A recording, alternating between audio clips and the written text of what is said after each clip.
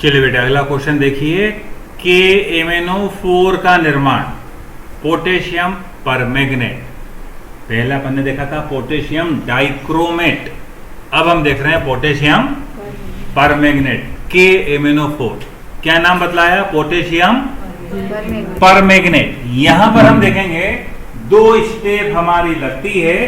पहले बनता है पोटेशियम मैग्नेट, हमें बनाना है पोटेशियम परमैंगनेट। फार्मूला देखिए KMnO4, MnO4 यहां बना K2MnO4, K2 यहां K है। तो दोनों फार्मूलों को ध्यान से देख लीजिए। ये पोटेशियम परमैंगनेट है और ये क्या है? Potassium magnet, potassium. और फिर पोटेशियम मैग्नेट से K2 हटेगा और हम देखेंगे कि KMnO4 बनेगा। यानी यहाँ केवल दो स्टेप लग रही है, केवल दो इक्वेशन है।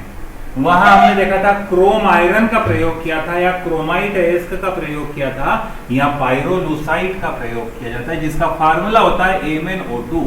मैग्नीज का ऑक्साइड अयस्क है जिसको पायरोलूसाइट कहा जाता है।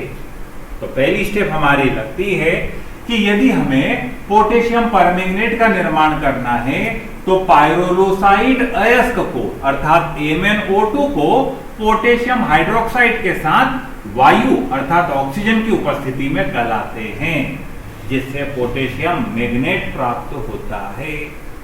पहली स्टेप हो गई हमारी। पायरोलूसाइड अयस्क को पोटेशियम हाइड्रोक्साइड के साथ वायु की उपस्थिति में गलाया, रिएक्शन हमारी संपन्न हो रही है। 4K को हमने कन्वर्ट कर दिया 2K2 में, 2K2 2 दूना 4 हो जाता है, 2 2 जा 4 है वो, साथ में 2Mn भी है तो आगे 2 कॉमन आ जाएगा और ऑक्सीजन कितनी है? 2 दूना 4,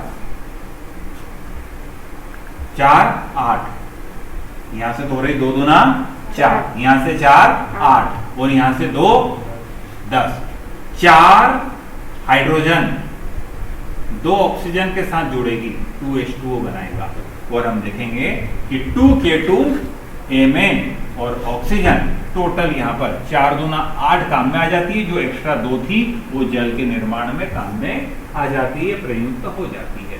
तो पहली स्टेप में हमने देखा पायरोलूसाइड अयस्क को हमने पोटेशियम मैग्नेट में बदला। परमैंगनेट बनाना है लेकिन पहले क्या बना?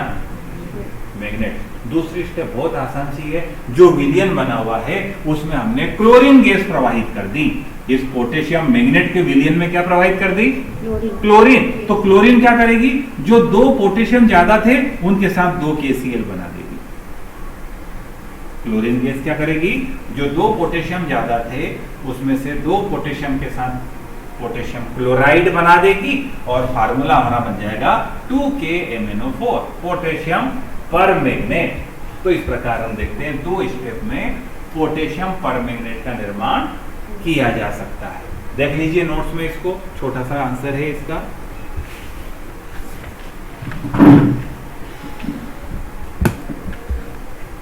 जब भी टफ पेपर दिया जाता है तो या तो पोटेशियम परमैंगनेट या पोटेशियम डाइक्रोमेट, 2 में से एक पूछा जाता है।